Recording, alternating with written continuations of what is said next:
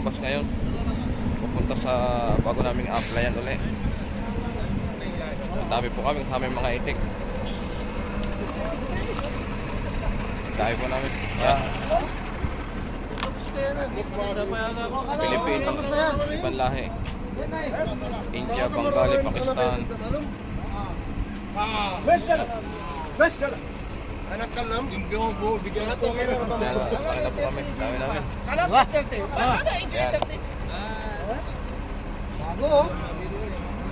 Parang 10 bus lang po yun. Dami, ganda ba?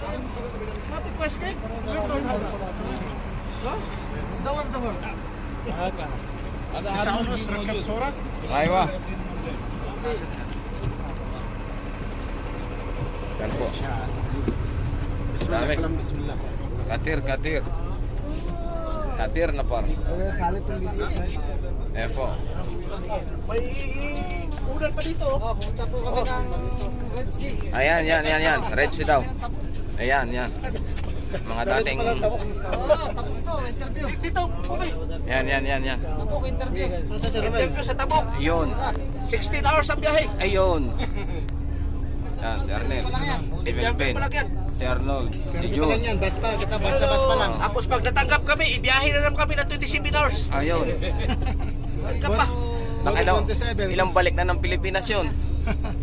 Balikan na yun araw. Ayun. Kaya 9 hours lang yung bus. Dami namin. Isang alas mapuno isang bus. Basta sa Romian, mabubusan ang buwan yun. Anak ko sa harapan. Ayan, nandun po sa una. Kaya si Bonbon mo. Yan. Kasi si Batang. Baka nandun sa una. Awan na tayo. Yan. Kabayan. Yan. Si Jay pupunta. Ayun o. Okay po mga boss. Salamat po sa inyo. Good morning. Ingat po tayo.